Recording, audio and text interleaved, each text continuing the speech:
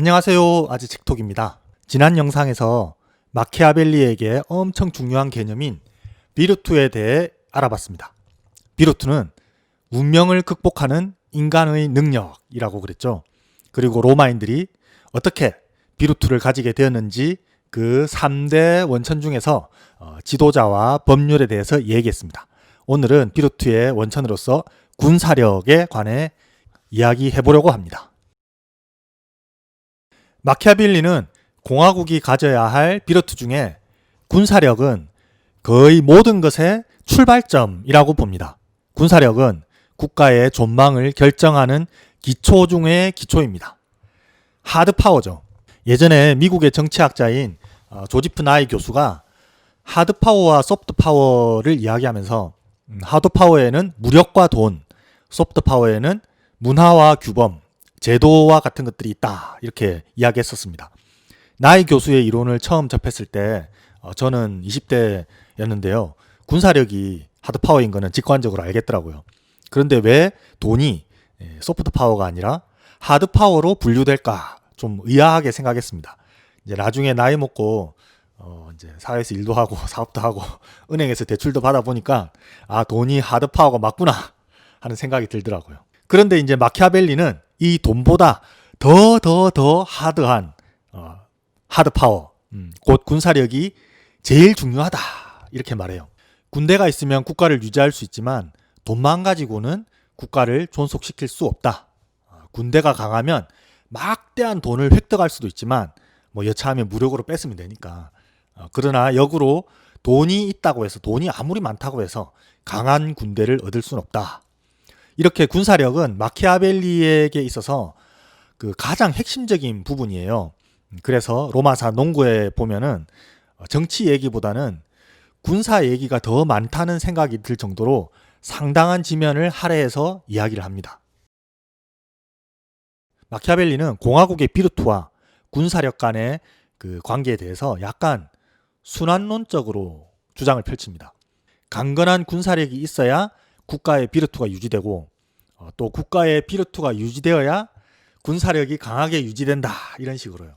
이 약간은 닭이 먼저냐 다갈이 먼저냐 약간 그런 느낌이 나는데 왠지 그런 딴지를 걸면은 마키아벨리가 에이 이놈 왜 달을 보라고 하는데 달을 가리키는 손가락을 보느냐 할 것 같습니다. 이 좀 더 구체적으로 살펴보면요. 마키아벨리는 전장에서 기병이나 대포의 중요성보다는 보병의 중요성을 훨씬 강조합니다.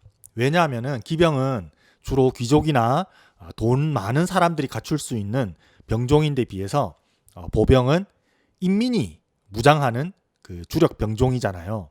따라서 보병이 이 공화정의 전투력의 주축이 되어야 한다라는 이념이 들어있어요. 마키아벨리는 보병의 위대함에 대해서 진짜 입이 마르도록 칭찬을 합니다. 보병은 모든 지형에서 기동이 가능하다. 기병이나 대포가 갈 수 없는 곳에서도 전투를 치를 수 있다. 보병은 혼란한 전투 상황에서도 이 대형이 막 흩어져도 다시 진영을 짤 수 있다. 그런데 이제 기병을 태운 말들은 한번 놀라거나 막 흥분을 해버리면은 통제가 안 된다. 대포는 너무 무거워서 기동이 어렵고 또 적에게 포획되기도 쉽다. 마키아벨리는 역시나 로마인들의 사례를 들어요. 위대한 로마인들은 보병을 토대로 전쟁을 했다. 심지어 로마인들은 라티움인들과의 그 결정적인 전투에서 전황이 불리해질 때 기병을 말에서 내려서 싸우게 해서 이겼다. 근대에 와서도 1513년에 노바라 전투라는 그 전투에서 보병으로만 구성된 스위스인들이 자기들보다 병력도 2배나 많고 대포와 기병으로 무장한 프랑스군을 이겼다 그럽니다. 이 마키아벨리에게 있어서 그 보병은 규율, 무용, 불굴의 상징 같은 것입니다. 들어보면은 거의 보병 이꼴 비르투 이렇게 말하는 것 같아요. 당시 유럽 전장에서 대포가 막 등장하기 시작해서 그 위력을 선보이던 때인데 마키아벨리는 대포를 그냥 주변적인 그런 보조적인 수단으로만 봤습니다. 대포가 있냐 없냐는 그렇게 중요하지 않다.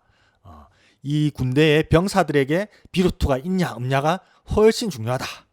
마키아벨리는 비루투가 있는 군대, 그러니까 그 용맹이 살아있는 군대에서는 대포가 더 큰 힘을 발휘하지만 비루투가 없는 군대에서는 대포가 있어봐야 별 도움이 되지 않는다. 이렇게 단언합니다. 화약 무기가 점점 중요해지는 그런 시대였는데 어쩌면 마키아벨리가 이 역사적인 전환기에 그 미래를 완벽하게 예측하지는 못했다라고 할 수도 있겠습니다. 그런데 또 어떤 측면에서 보면 마키아벨리의 얘기가 틀린 것만은 아니에요. 16세기를 전후로 해서 거대 상비군 시대가 열렸는데요. 이때 화약 무기로 무장한 보병이 전장의 주역이 되었어요. 중세에 중무장 기병이 쇠퇴하고 화승총이나 머스킷, 이제 총을 든 보병이 300년 동안 유럽의 전장을 지배한 것은 맞습니다. 절반은 맞고 절반은 틀린 거죠. 저는 마키아벨리가 새로운 근대 세계가 열리는 것을 고대 로마의 역사라는 창문을 통해서 이제 보았다라고 말하고 싶습니다.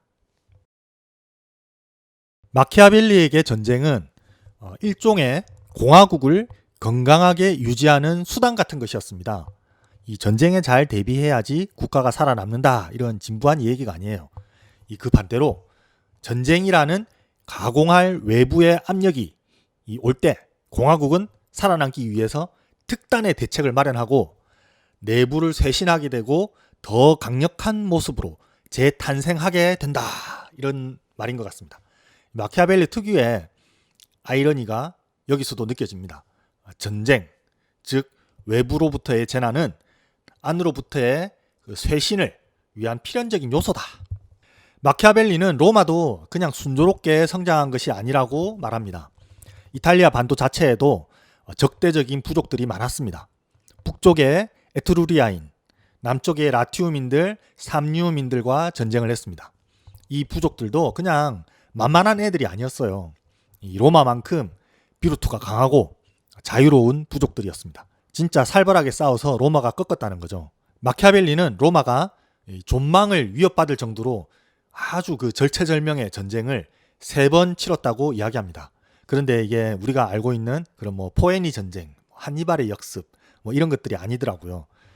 마키아벨리는 민족의 대이동이 동력이 되는 전쟁, 이 전쟁이 진짜 무서운 거다, 이렇게 이야기하는데요. 이건 진짜 어느 한쪽이 완전히 없어져 버리거나 전부 노예가 될 때까지 가는 전쟁이라서 그렇다고 합니다. 주로 갈리아인들과 게르만족들이 남하하면서 일어난 전쟁들이었습니다.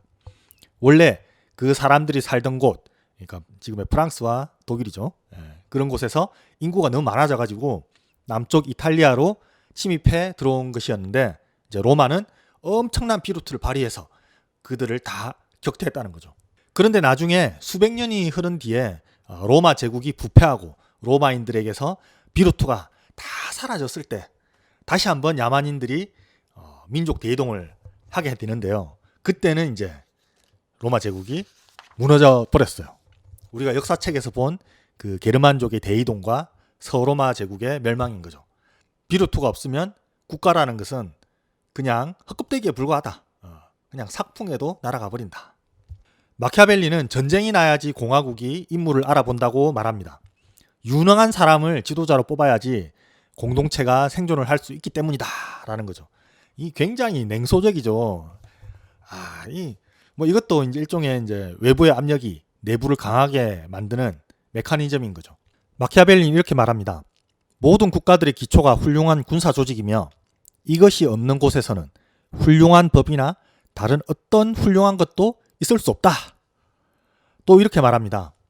만일 어떤 도시가 로마처럼 무장을 갖추어 조직되어 있고 시민들이 개인적으로는 물론 공적으로도 자신들의 능력과 운명의 힘을 시험해 볼 기회를 일상적으로 가지고 있다면 그들은 어떠한 상황에서도 항상 일관된 기백과 존엄을 유지할 것이다. 이게 읽다 보면은 마치 공화국에는 전쟁이 필수적이다, 이렇게 말하는 것 같잖아요. 이게 평화를 사랑하는 사람들 입장에서는 상당히 언짢은 말이죠. 앞선 영상에서 팽창적 제국주의와 그 공화정이 동전의 양면 같은 것, 동전의 앞뒷면 같은 거다 이렇게 이야기를 했었는데요. 이 마키아벨리 이 양반이 진짜 그렇게 생각하는 것 같아. 진짜 전쟁이 필요하다고 생각하나 봐요. 좀 전체주의적인 면모가 있는 것 같습니다. 더 나아가서 마키아벨리는 인민이 비루트를 장기적으로 유지하도록 하기 위해서 어떻게 해야 하느냐라는 문제에 대해서 기막힌 해법을 제시합니다. 그게 뭐냐? 인민을 항상 가난한 상태로 둬야 한다 이렇게 말해요. 국고는 부유하게, 인민은 가난하게.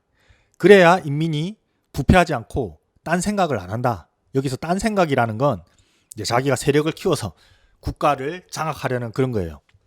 귀족이든 평민이든. 저는 처음에 인민을 가난하게 만들어야 한다라는 구절을 읽고 웃었어요. 뭐지? 농담하는 건가? 그런데 로마사 논고를 다 읽고 나니까 이해가 됐어. 이 양반 진짜 그리 생각하는구나.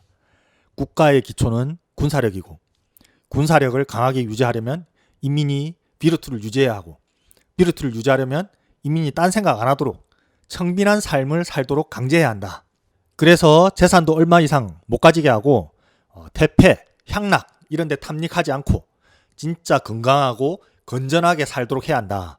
한마디로 이렇게 막 늘어지지 않고 이렇게 텐션을 항상 유지한 상태에서 언제든지 보병으로 나갈 수 있도록 군기가 빡 살아있는 그런 상태를 유지해야 한다.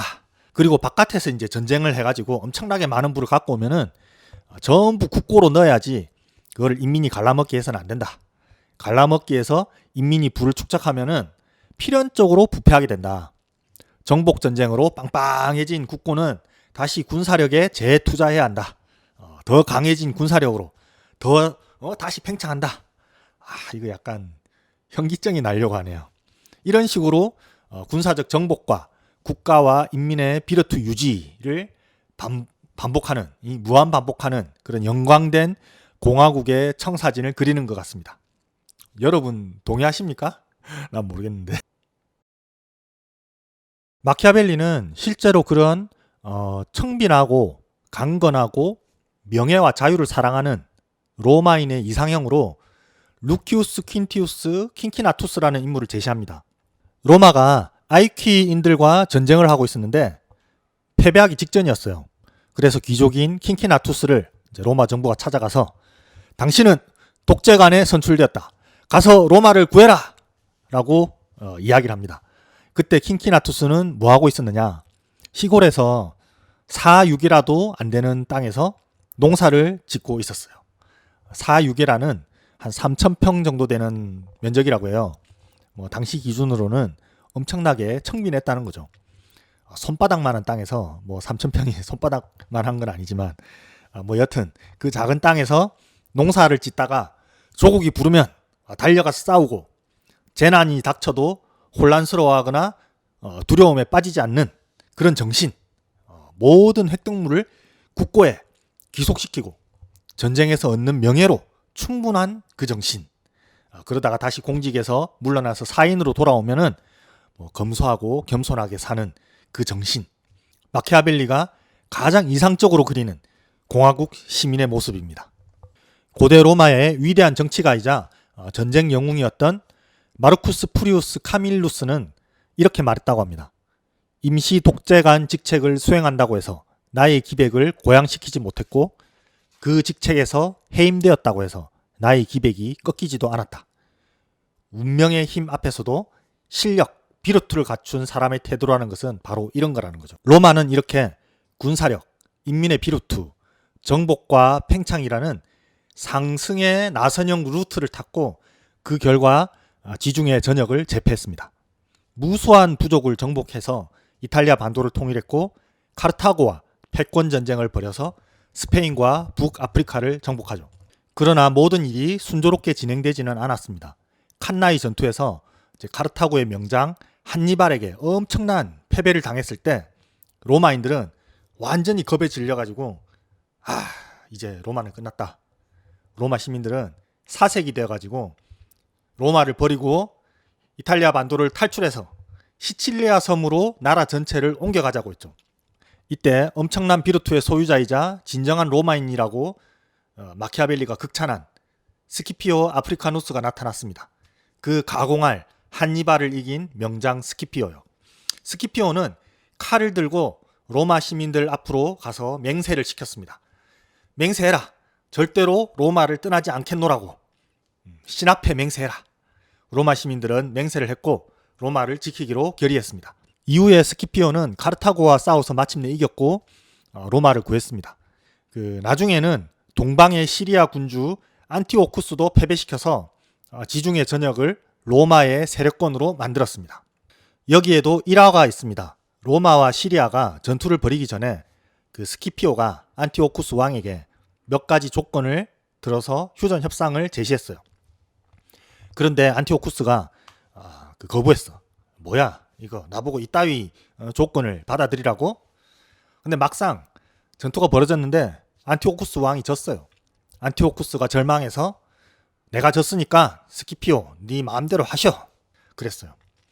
그런데 스키피오는 전투 전에 내가 제시한 조건 이상으로 요구하지 않겠다라고 했습니다. 그러면서 뭐라고 했냐면요. 이렇게 말했다고 합니다. 로마인들은 패배했을 때에도 의기소침해지지 않으며 승리했을 때에도 오만해지지 않는다.